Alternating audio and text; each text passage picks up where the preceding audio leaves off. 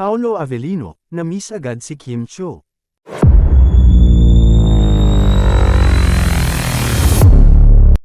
Isang pangarap na natupad para kay Kim Chiu ang makabilang sa Content Asia Awards 2024, kung saan siya ay nominado sa kategoryang Best Female Lead in a TV Program Series.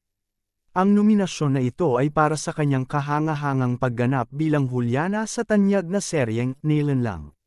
Ngunit sa kabila ng kanyang tagumpay, si Kim ay nasa Taiwan ngayon at mukhang sinasamantala ito ni Paolo Avellino, ang napapabalitang rumored boyfriend ng aktres. Ayon sa mga balita, tila mas nagiging bukas si Paolo sa pagtalakay tungkol kay Kim.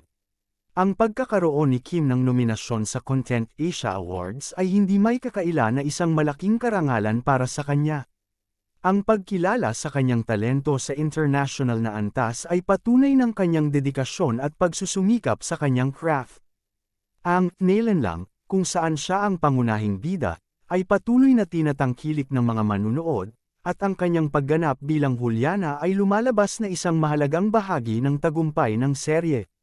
Sa kabilang banda, ang presensya ni Kim sa Taiwan ay tila nagiging dahilan ng pag-aalala para kay Paolo Avellino. Ayon sa mga ulat, tila mas nagiging bukas si Paolo sa kanyang mga saloobin tungkol sa relasyon nila ni Kim. Ang kanilang relasyon ay matagal nang napapabalita, ngunit tila ngayon lamang siya mas naging komportable sa pag-usap ukol dito. Ito ay maaaring isang indikasyon na ang kanilang relasyon ay mas matibay at mas tiyak kumpara sa nakaraan. Samantalang si Kim ay abala sa kanyang mga proyekto at tagumpay, tila ang suporta at pag-aalala ni Paolo para sa kanya ay nagiging malinaw. Ang kanyang pagbibigay pansin sa aktres kahit na siya ay nasa ibang bansa ay nagpapakita ng kanyang tunay na pag-aalaga at pag-unawa. Mahalaga rin na tandaan na ang Content Asia Awards ay isang prestihiyosong pagkilala sa larangan ng telebisyon sa Asia.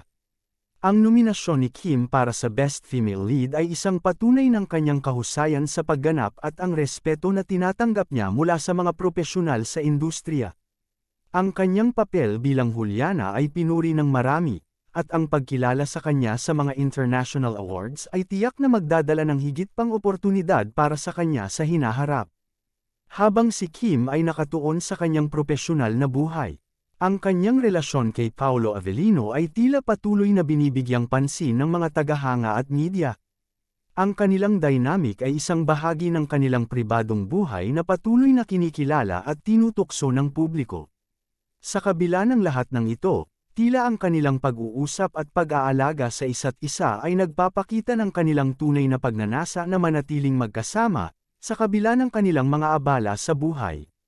Sa kabuuan, ang nominasyon ni Kim Chiu sa Content Asia Awards 2024 na ay isang malaking tagumpay at patunay ng kanyang talento sa larangan ng telebisyon.